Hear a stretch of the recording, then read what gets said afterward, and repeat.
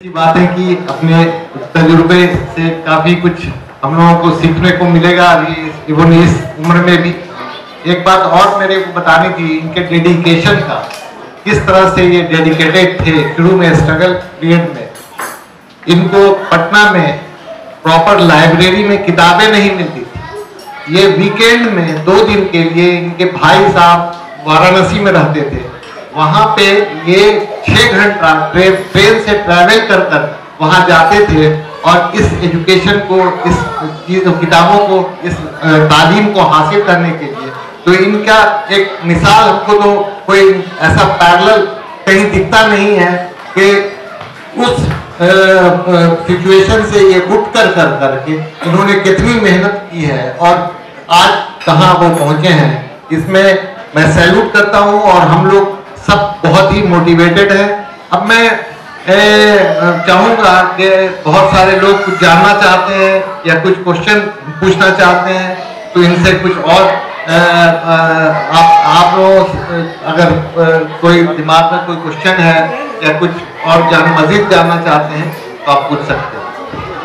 हमारे अनवर भाई सर नमस्कार सर, मैं आपसे ये पूछना चाहता हूँ कि सुपर 30 जो है, इसका नंबर अगर आप बढ़ाएं सुपर 50 या सुपर 100 अगर करें तो सर क्या आप लोगों की ऐसी कुछ प्लानिंग है कि नंबर को इंक्रीज किया जाए? अभी हम लोग 65 स्टूडेंट को और लिया है, तो उसके खाने पीने के लिए सपोर्ट नवोदय विद्यालय के, तो खाने पीने और रहने का सपोर्ट नवोदय विद्यालय के द्वारा हम लोग पढ़ा रहे हैं। तो 65 बच्चे और बढ़ेंगे। रहमान साहब 30 बच्चों को ले रहे हैं, खाने पीने का सपोर्ट ये देंगे, हम लोग पढ़ाएंगे। तो बगैर चंदा लिए हुए डायरेक्ट कुछ आप लोगों के सहयोग से इसी तरह से 30 बच्चे वो दिए, फिर 60 बच्चे ये करेंगे, फिर मान लिया जाए 60 में 10 बच्चे हिंदू है, 50 बच्चे मुस्लिम के, इस तरह से मिला जुला के हम लोग धीरे धीरे पढ़ेंगे। जो काम धीरे धीरे होता है, सोच समझ के होता है, वो थोड़ा स्थायित्व उसमें जाता है। दूसरा एक क्वेश्चन है सर, आप जो बच्चे को पढ़ाते हैं तो उसमें कितना घंटा आप लोग उसमें देते हैं, लेक्चर देते हैं, और कितना घंटा बच्चा सेल्फ स्टडी करता है? हम लोग करीब 3 से 4 घंटा डेली पढ़ाते हैं और हफ्ते में एक टेस्ट लेते हैं जिस दिन पढ़ाई नहीं होती है, बाकी सब बच्चे पढ़ते हैं। तो देखिए बच्चों का डेडिकेशन, डिवोशन, उनका मेहनत यही मुख्य है। हम लोग भी पढ़ाते हैं, एक सवाल को कितने अधिक तरीके से बता सकते हैं, कितने रोचक तरीके से बना सकते हैं, कार्टून के जरिए से बता सकते हैं, एक रियल लाइफ से जोड़ के हम लोग प्रयास करते हैं कि अच्छे से पढ़ाएं। लेकिन अच्छे से पढ़ा देने से कोई जरूरी नहीं है कि हर बच्चा IIT कर जाए। जरूरत है, जैसे अभी हमारे एक वक्ता ने बोला कि भाई बिल्टू बाबू बहुत अच्छे से पढ़ाते थे, तो खुद भी ये पढ़ने में अच्छे होंगे। तो बच्चा भी बहुत मेहनत करता है, तो 3 से 4 घंटा हम लोग पढ़ाते, बाकी तीसरी चीज़ सर, एक चीज़ मैं सक्सेस स्टोरी शेयर करना चाहूँगा।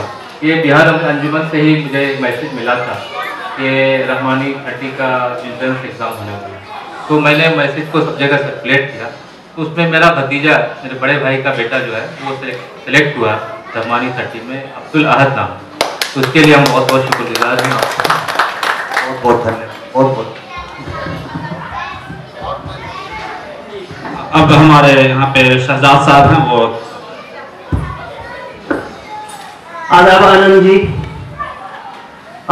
सर मैं ये पूछना चाहता हूँ कि आपके जिंदगी में, आपके जहन में एक आइडिया, ये जज्बा, ये सोच कब और कैसे आया कि एक सुपर 30 का निर्माण करें और जो बच्चे बॉटम लेवल पे हैं उस बॉटम लेवल से टॉप लेवल तक ले जाएं? ये इसलिए आइडिया आया कि अभी जैसा बताया कि पैसे हमारे पास नहीं थे और कैम्ब्रिज नहीं जा पाया। पिताजी का अचानक उसी समय देहांत हो गया। हमारे भाई साहब की भी पढ़ाई छूट गई, जो BHU में पढ़ते थे, अभी सामने बैठे हुए। तो इस तरह से एक बहुत दर्द भरा माहौल हुआ।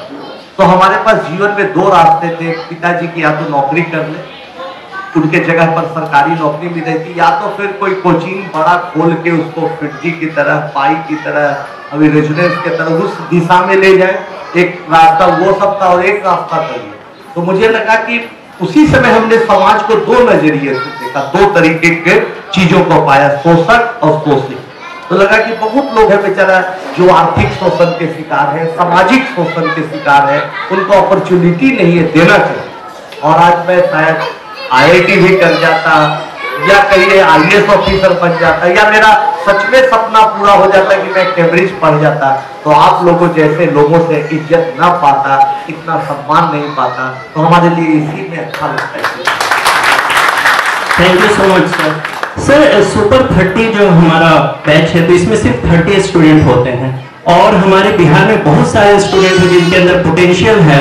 तो हम कुछ ऐसा मतलब ऑनलाइन कुछ ऐसा करें कि जो बच्चे सुपर 30 में नहीं आ पाते हैं तो उन तक वो चीज पहुंच पाए और हमारा जो है बिहार से जो है बहुत ज्यादा से ज्यादा बच्चा जो है IIT में जा सके। अभी रहमान साहब टेक्नोलॉजी में एक्सपर्ट आदमी, इंजीनियर, अभी एक ऐसी ये मशीन लाए हैं, आप जानते हैं स्कैनर के थ्रू तुरंत कॉपी की जांच हो जाती है। अब इनके तो अभी हम लोग हजारों बच्चों को इस बार टेस्ट लेने की योजना है, तो जल्दी से रिजल्ट निकाल पाएंगे। सेम टाइम इन्होंने ऑनलाइन के लिए भी प्रयास जारी रखा है, तो अगले फेज में नेक्स्ट ईयर उसको हम लोग करेंगे। Thank you so much sir.